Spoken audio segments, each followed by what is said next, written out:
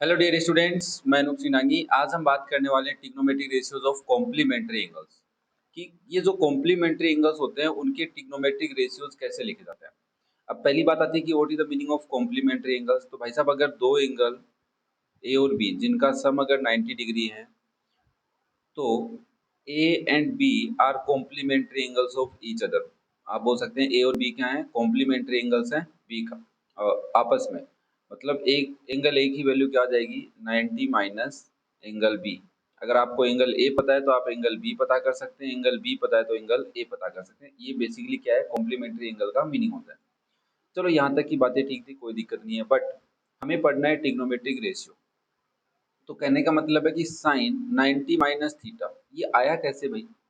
सबसे बड़ा डाउट तो ये आया कैसे। तो देखो, अगर आपके पास ये राइट एंगल ट्राइंगल है, ठीक है, और इस राइट एंगल ट्राइंगल में ये ए बी और सी है। अगर एंगल बी 90 है, ऑब्वियसली होगा तभी राइट एंगल होगा, और इस एंगल सी को मैं थीटा बोल दूं तो ये जो एंगल है इसका वैल्यू क्या होगा, 90 डिग्री माइनस थीटा होगा। वाई?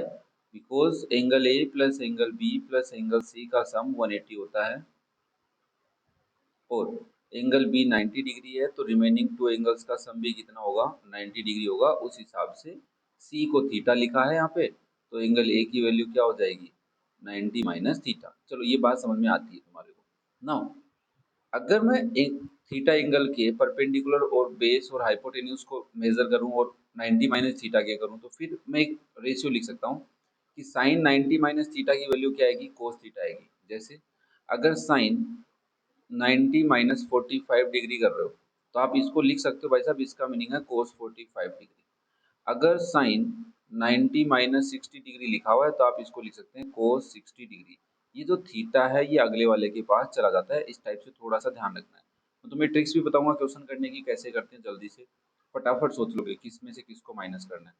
तो कोस 90 माइनस थीटा किसके इक्वल होता है, साइन थीटा के, और टेन 90 माइनस कोट के, और कोट टेन के। सिंपल से देखो, तुम्हें ऐसे याद रखना है, sine cos tan cot sec and cosec. तो साइन कोस का दोस्त, कोस साइन का दोस्त, टेन कोट का दोस्त, कोट टेन का दोस्त, सेक कोसेक का, और कोसेक सेक का दोस्त। ये बातें ध्यान रखनी है कि साइन 90 माइनस थीटा करोगे तो कोस थीटा आएगा, और कोस 90 माइनस थीटा करोगे तो साइन थीटा आएगा। कोई साइन का लफड़ा नहीं है अभी तक, ठीक है।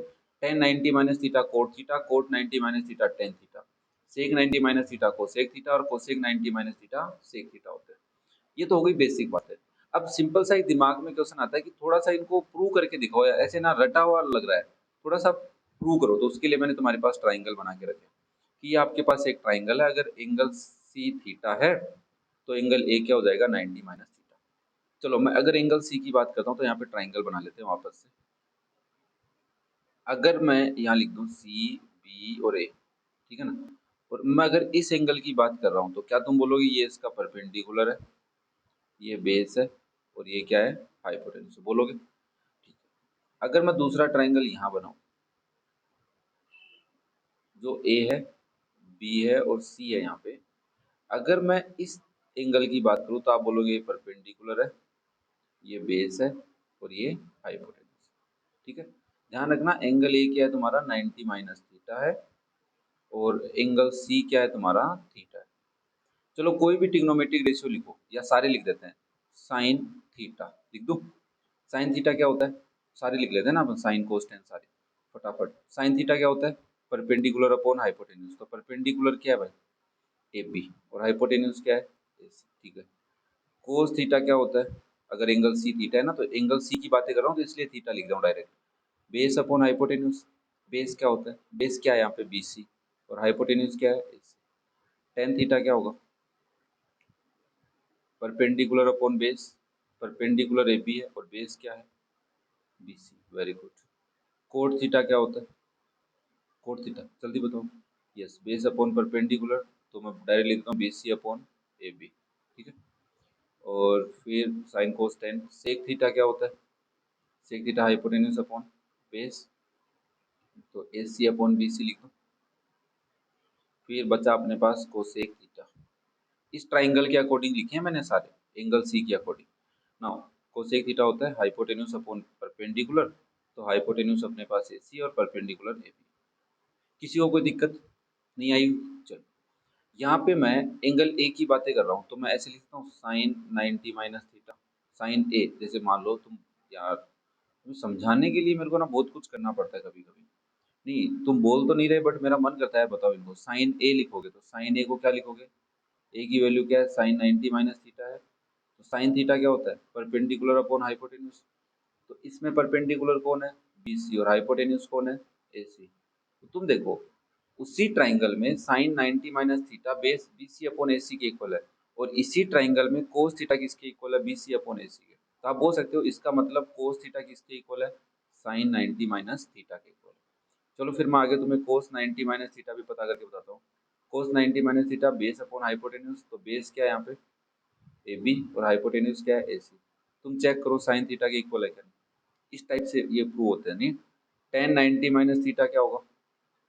Tan 90 minus theta basically perpendicular upon base होता है। यहाँ पे परपेंडिकुलर BC और बेस क्या है? AB।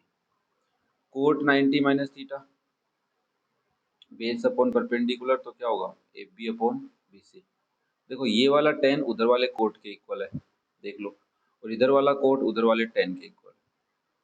फिर ऐसे ही हम बात करें कोसेक 90 माइनस थीटा की, तो cosec 90 minus theta hypotenuse upon perpendicular AC upon BC, तो पक्का सेक के इक्वल मिलेगा, देख लो, AC अपॉन BC। और लास्ट हम बात करें सेक 90 माइनस थीटा की, तो hypotenuse upon base that is AC upon AB, और ये पक्का किसके इक्वल मिलेगा? कोसेक के, AC अपॉन AB। तो क्या तुम्हारे को लगता है ये बहुत बड़ी बात है? नहीं।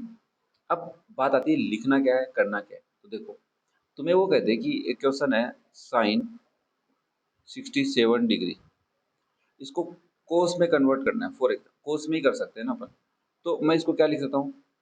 67 है, और मुझे पता है कि कोस के 90 में से कुछ माइनस किया तब जाके साइन थीटा आता है ना। ये बात समझ में आते हैं?